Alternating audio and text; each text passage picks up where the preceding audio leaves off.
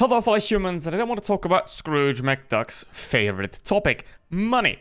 Now, normally in a shop review I'd talk about what tanks are in the shop, but today I want to instead focus on why the things are in the shop the way they are. Like, why does it say max value, or why does it say exclusive offer? That's what we're going to cover in today's video. Now, the first classic strategy of sales is something called a discount. You pack a bundle of stuff together, and then you sell it for cheaper than it's supposed to be. According to Wargaming, this thing costs 41,000 gold, but they're generously selling it for 22,500, which obviously this price right here is completely arbitrary and doesn't make any sense whatsoever, and is essentially also just a marketing strategy called a just strike-through price that basically makes it look better than it is. And the second thing that makes it look better than it is a so-called upsell. You have here 20,000 gold. The vehicle, a garage slot, and equipment. Which, to be honest, if all of these bundles like this would include equipment, that would make them pretty damn good. But, for example, if we have a look at this one doesn't include equipment. So be very careful there what you're looking at, what you're buying. But this vehicle here, 20,000 gold, equipment, tank, garage slot. But for only 2.5k gold more, you can allegedly get 20,000 gold of value more with the crates, with the camouflage, with the avatar, and times 5 XPs, and the order that gives you another 5 crates. So essentially, what this is you're obviously paying more, but you're getting so much more, which makes this bundle better and more worth it. So you're more likely to choose this one, especially when it's 45% discounted, as it originally cost 41,000 gold. On top of that, you also have exclusivity. Something that is only there for a limited amount of time creates sort of artificial value, artificial scarcity. This vehicle will be gone in 1 day, 1 hour, so you have to think quickly whether you want to buy this vehicle or not, because soon you won't be able to obtain it anymore for quite a while. That's another very useful strategy, because you have to essentially buy quicker, you have to think quicker, and then you can be like, I might as well just buy it. By the way, this bundle, Löwe, is a great deal. Highly recommend it. It says it costs 23k gold, 76% off, costs 5.5k. Was this bundle ever sold for 22,916 gold? Well, no, it wasn't. This bundle is 5.5k gold.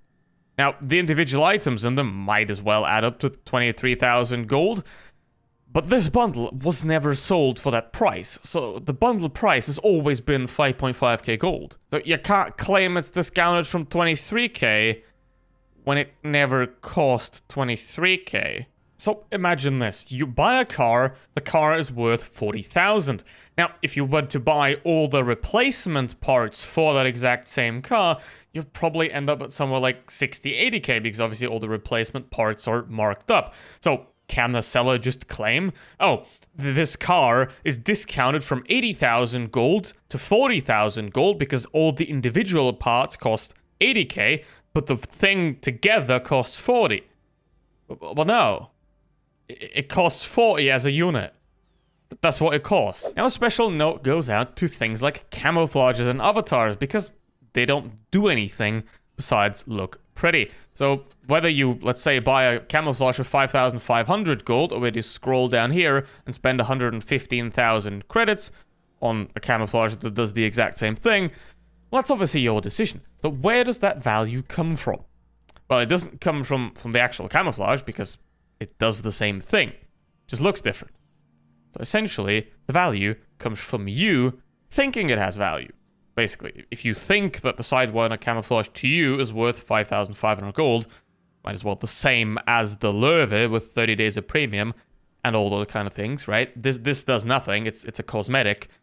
The Löwe costs the same, and that, does something. If that's worth the same to you, then here you go, buy a camouflage, go for it. Which obviously doesn't do much, and you can't sell it for anything, and as soon as you apply it, your money is absolutely and utterly gone.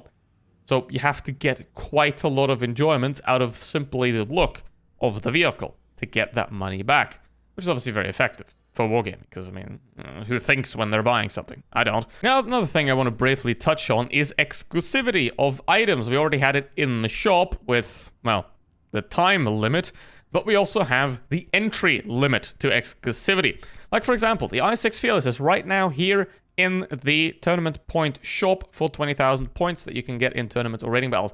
Now, a while ago, this vehicle was a raiding exclusive vehicle. You had to invest an enormous amount of time playing raiding battles and getting really good at raiding, getting higher ratings to obtain this vehicle, right? Is it any different than the regular IS-6? No, it's an exact copy of the IS-6, just with a camouflage. You play thousands of raiding battles, you get a camo.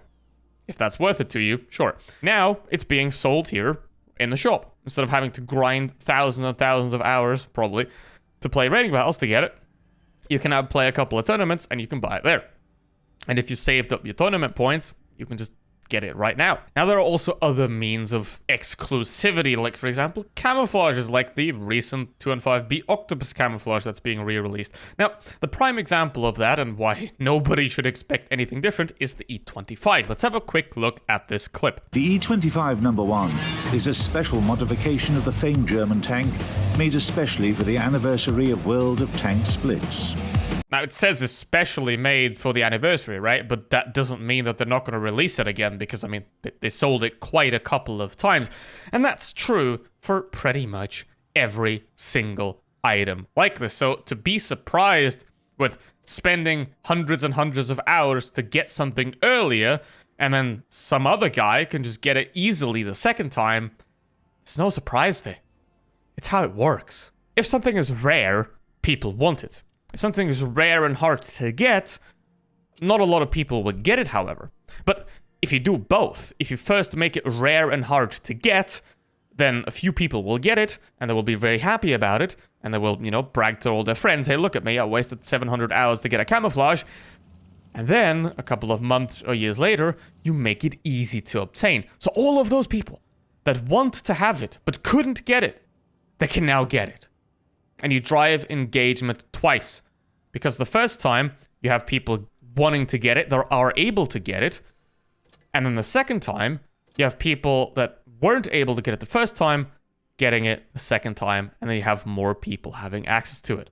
And that is just how it works. And that is the same. Let's go back to the shop. That is the same with crate vehicles.